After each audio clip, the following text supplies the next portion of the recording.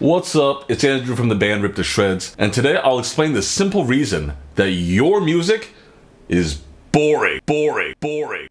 Your first intuition might be to say, it's too simple or it's not clever enough. But we have countless examples of legendary death metal bands that have built their entire careers on just 2 notes. Bolt Thrower being the example. Maybe you come at the problem from a different direction.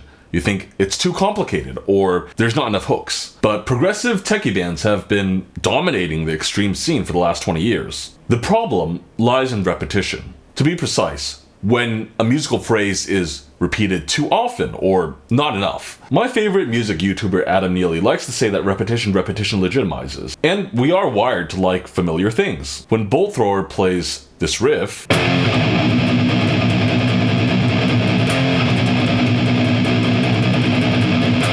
I want to hear it a million more times. But when you listen to that crappy song that you just wrote on your own, you'll find that often the biggest problem is that you've simply taken your favorite riff and repeated it ad nauseum. So what makes this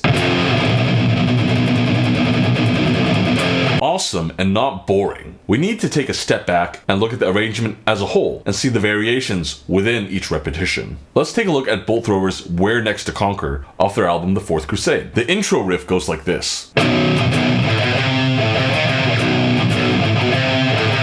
It's a short 2-measure phrase, and it's going to be repeated a lot throughout the rest of the song. At the very start, we first hear it with just accents. It repeats this way 4 times, and then the drums come in.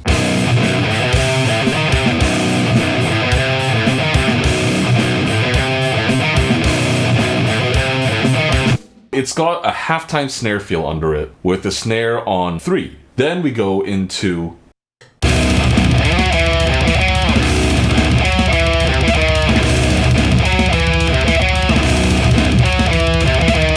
and that's played with a rolling double bass under it. We're gonna have to remember this riff because we're gonna hear it a whole lot more in this song. Right after that, we bring back that first riff, but now we've added the vocals on top of it. And then we'll go back to the B riff with a double bass and vocals. I think what makes it okay to repeat this riff over and over is because it's a very short musical phrase. It's only... and that's it. Think of music as a call and response. The singer is going, hey, hey, hey, hey. And the crowd, it's very easy for them to remember, hey, to sing it back to them. It's very effective to have something short and memorable, and you can repeat it almost as much as you like, as long as you spice it up with some variations. But if the singer wanted the crowd to chant back something that was like 4 sentences long, there's no way anyone would be able to remember that. It doesn't tickle that primordial monkey part of your brain that likes simple things. So the Bolt Thrower song then goes through 2 more riffs in the middle before coming back to that first riff A.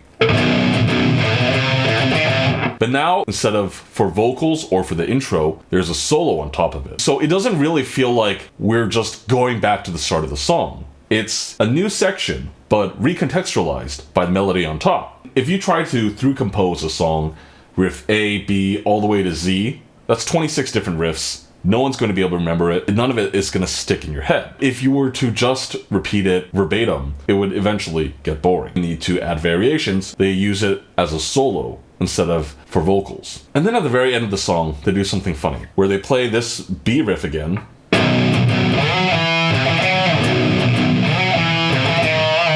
and they play it 16 times, but they alternate between the double bass and with accents.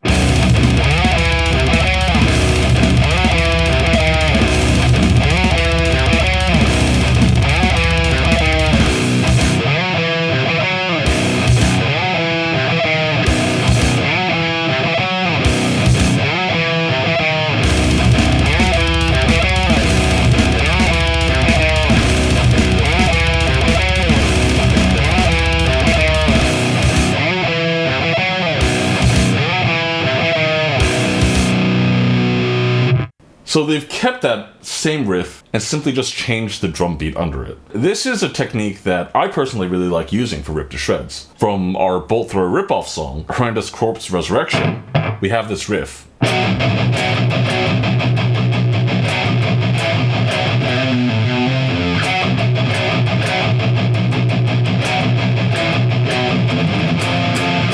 and I think we repeat it for like a whole minute at the start of the song. But it goes through 3 distinct phases. One where it's just unaccompanied, one with this slow double bass with the snare on a halftime feel, and then when we repeat it again, we change it to like a groovy breakbeat. This kind of songwriting allows me to get more juice out of a single riff that I really like without beating it to death. If I consider these effective ways of using repetition, what about bad ways? Let me preface this by saying that Vital Remains is absolutely one of my favorite bands ever. Dechristianize was one of the first death metal records I ever got into, and it is massively important to me. With that said, I think all of their songs are about 5 or 6 minutes too long because they take big sections and just repeat them. And of course, there's like a sliding scale of objective taste versus subjective taste. And on the objective end, we've got Chris Barnes' modern vocals, and on the subjective end, we've got the heavy metal band Grave Danger.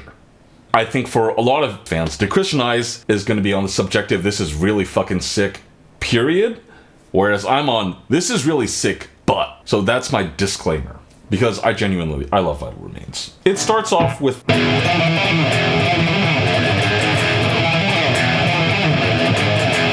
it's like this triplet rhythm, and then Suzuki comes in with his ridiculous blasting, like da da da da da da da da da da. Then when Glenn comes in with his vocals, it's like something low, like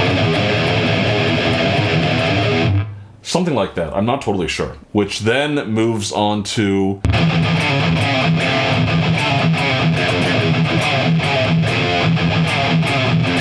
so that's riff C, and then now we go to a riff D, which is the double bass part that's like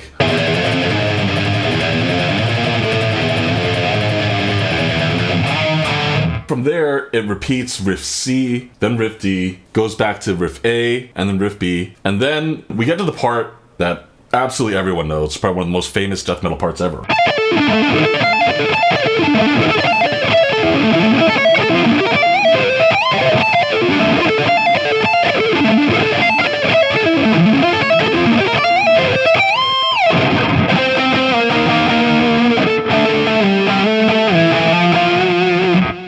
This big melodic part after all this very crushing and angular and kind of dissonance is like a big breath of relief, right? And when we get to the end of it, we're ready for the end of the song. And then they just do a big Dakota and go all the way back to the start and play it again. Dude, I thought we were done with the song. I think the big difference between this and something like Bolt Thrower is we've got these very long musical sentences for Vital Remains. We've got this long riff A.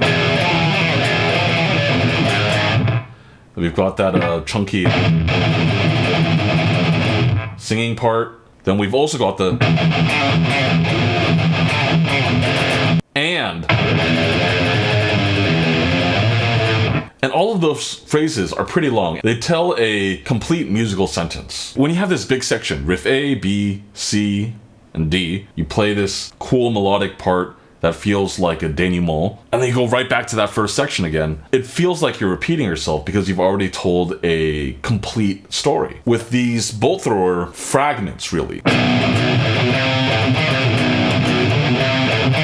you can repeat, and it feels natural to repeat. This is a problem I personally have with a band like Metallica. Like the title track of Master of Puppets, they play the same things over and over without any variation. They end up with these like 12-minute long songs where it feels like they've only got 3 minutes of something musical worth saying. If I were to cover Dechristianize, my first instinct would be to maybe change the melodic part in the middle of the song so it doesn't feel so much like a definitive end. And then when we bring back that first riff A,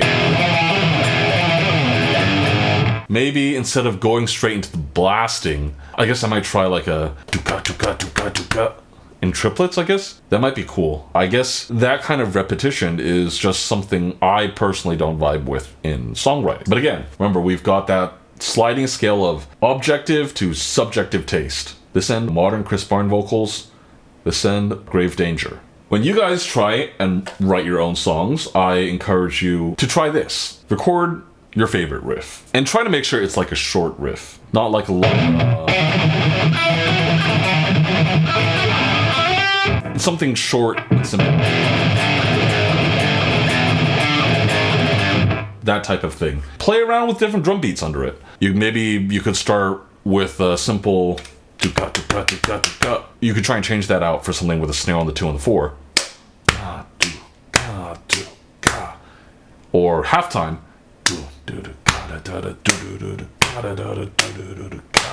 Just explore how swapping these different feels over the same riff can generate more interest for a material. This is something I do see a lot with, I guess, amateur musicians posting their metal riffs on various forums for feedback. They could take their favorite riff, they almost always put double bass with the snare on every downbeat. 1, 2, 3, 4 for a whole minute. It's just boring because there's no variation.